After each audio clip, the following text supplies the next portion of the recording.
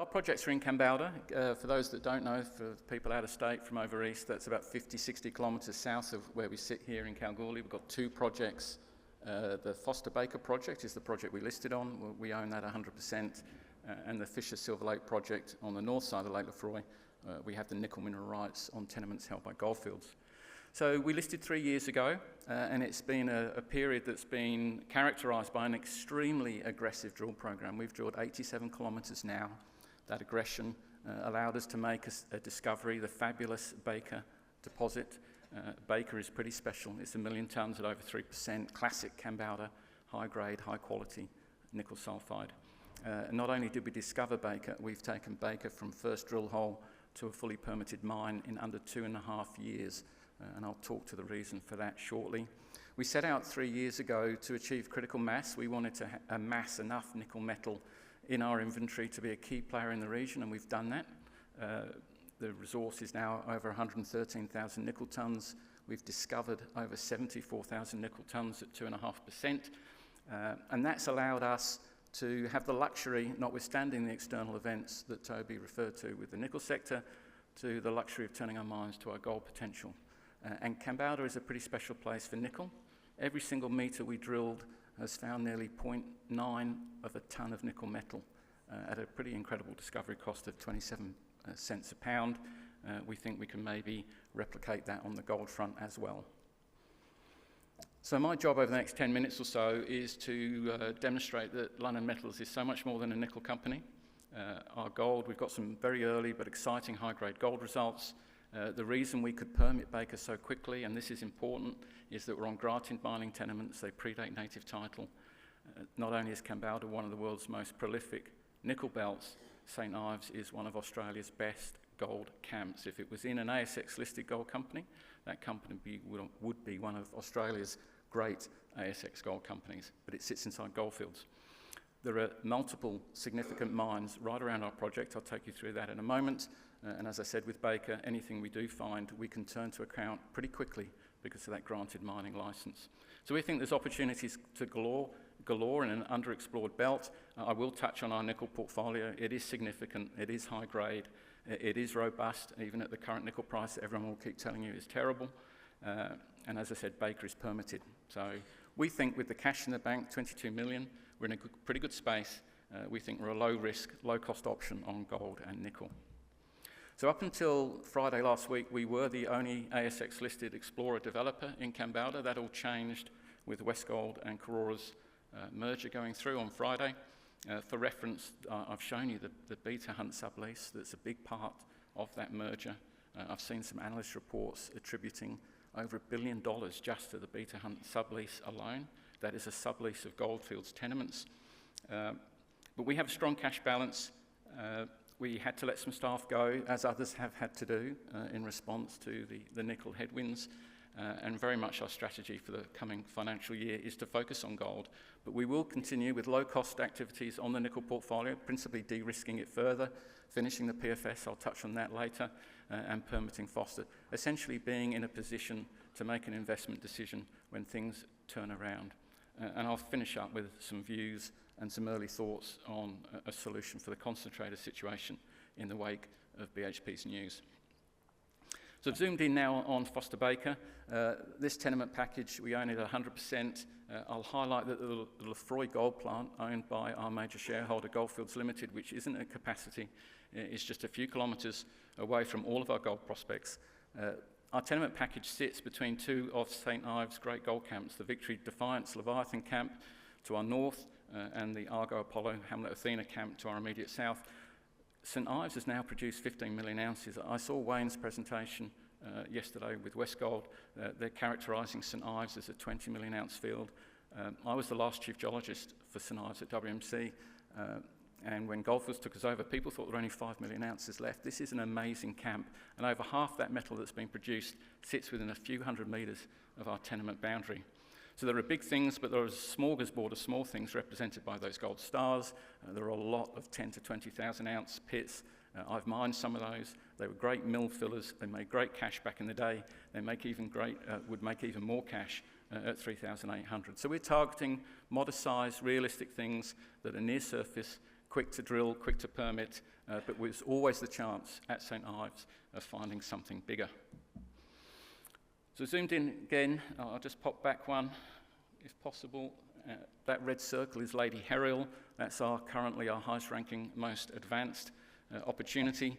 The drilling on the top left of the slide, some good widths, some fabulous grades. Those grades reproduce the historical drilling, very limited historical drilling by WMC or Goldfields, but that historical drilling was pretty spectacular, and they reproduce the grades that the 1920s vintage prospectors produced from this area, and there's plenty of winzes and shafts in and around our drilling. We're just starting to drill this today. We're drilling this out to 20 by 30 spacing. If it hangs together, if that's successful, we'll have an indicated and inferred resource. We'll be able to run pit optimizations, work out how much we have.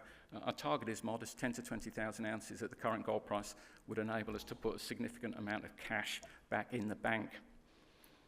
So I'm going to zoom back out. Again, we're at the Foster Baker scale. Now, I just want to point two highlights here. The yellow dashed line is a iron-rich, pyrite-rich sediment called the Lunnon sediment. It sits in the footwall basalt.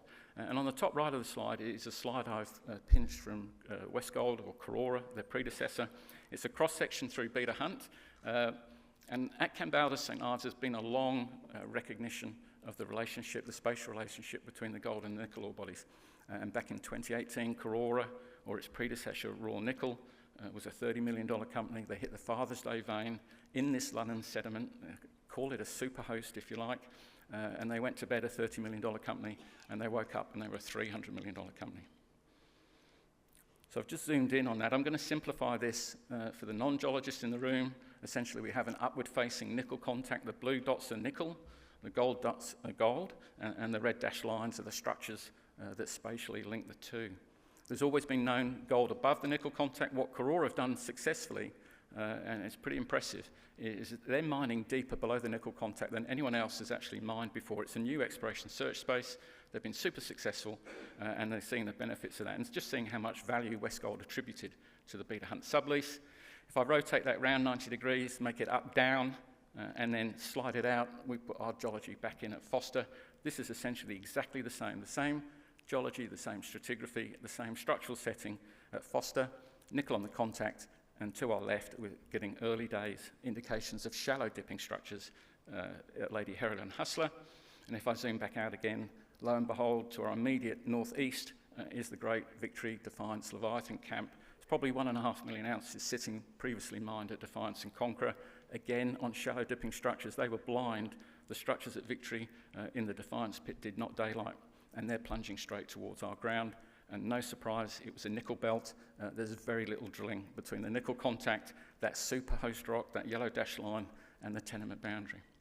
So that's a pretty exciting opportunity. We'll finish Lady Herial and see what we've got at Lady Herial, and then we'll turn our minds to that bigger opportunity. And when we do make a discovery, whether it's modest or significant, the gold assets will benefit from all the same positive characteristics of our tenement package that our nickel assets do. We have workshops, we have offices, we have granted discharge points out on Lake Lefroy, ready open pit access. This is an area that's been mined continuously for 60 years with all the requisite and necessary infrastructure around it that you would expect, and we benefit and leverage off that. So our surface assets are real and high value. The assets in the ground, Baker Foster, are real and extremely high value. 95,000 nickel tonnes, order of magnitude, that's just short of a third of a Nova Bollinger. If you found Nova Bollinger today, it would still get mined regardless of the nickel price. We've permitted Baker, as I said. We're on granted mining licenses. All the geotechnical, metallurgical and surface drilling at Foster Baker is now done, as I said, giving us the luxury of turning our mind to the gold opportunity. 12 months ago, I was here. We just finished the Baker PFS. At that time, Baker only had 24,000 nickel tonnes in indicated resource that we could actually study. It converted extremely well, as you'd imagine, at 3.8% nickel, about 70% conversion to ore reserve. And we were very prudent with our mining approach. We ended up with a mining cost that was probably significantly higher than our peers around us who were active. If you back that $370 a tonne all-in cost out to payable nickel, our break-even in US dollar terms is about $12,000 per payable nickel tonne, or about $18,000 or $19,000 Australian. So these assets are still robust at the current nickel price. Last year, at a much higher nickel price, they obviously made a lot of cash. But fast forward 12 months, I beg your pardon, we've now got 44 kilometres of drilling into Baker and Foster. These assets are really well drilled, really well understood. We've now got 3 times the ore tonnes and 3 times the metal nearly to be studied in the current update of the ore reserve. We're updating that at the current lower nickel price, but our goal is to demonstrate that both assets are robust, both assets are profitable, and if they need to, even at the current nickel price levels, that both assets can justify and contribute to their share of underwriting a potential concentrator. So obviously BHP announced quite recently the decision to temporarily suspend their nickel business for 2.5 years.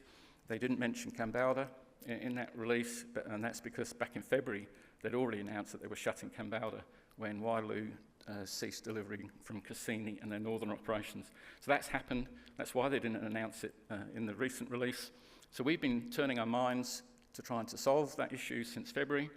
And when we look on our very own tenement package, we actually have the old St Ives gold plant site that was there when I came back to Kambalda in 1994. The plant has gone, the topography is still there, the ROM pad is still there. Most importantly, the tailing storage facility, one of those cells has been completely dug out and returned back underground as cement paste fill for ground support in the underground nickel and gold mines. There's 18 million tonne of tailing capacity that's been redeveloped there. That gives us multi-year capacity for a boutique, right-sized concentrator to suit us, or maybe working in collaboration with our peers in the district. Order of magnitude, there's 600,000 tonnes of nickel metal still in the ground in the Kambalda district that may previously have gone to the BHP nickel concentrator. So we're not the only people solving this issue, and we're busy working formative days with our peers, both private and listed, to find a solution. But our assets are robust and profitable. So hopefully you'll see that gold opportunity. I think Westgold's investment in Karora and in Kambalda is testament to the opportunity you can deliver in an amazing St Ives gold belt. It is one of Australia's great gold belts, as I said. We've got a great asset portfolio in nickel. It's high value, it's robust, and an emerging opportunity in gold. With $22 million in the bank, hopefully you agree that you see Lunnon Metals as more than just a nickel company. It's a fantastic option on one of the world's great mineralised belts, gold and nickel. If I've piqued your interest, please come and see us at booth 75. Otherwise, enjoy the rest of the conference. Thank you.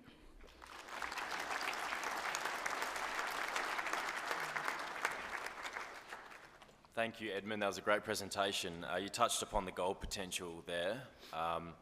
Could you please outline how much exploration you're looking to do this calendar year, and should you prove up a resource, would you be looking to process it yourself, or would you be looking for a partner? Yeah, so currently we're spending about $400,000 to $500,000 a quarter on gold exploration. Most of the drilling is shallow, so that gives us a lot of drill meters for our dollar. We think that's requisite at the moment while we're trying to define something modest but able to be exploited very quickly, given the permitting ease on our tenement package. As I mentioned, that Lefroy gold plant sits immediately to our north. It's owned by a major shareholder. Goldfields own 31% of Lunnon Metals. So you would like to think that we'd find a commercial solution and we'd put that ore through the local plant. It's literally only a few kilometres from every single prospect we're drilling.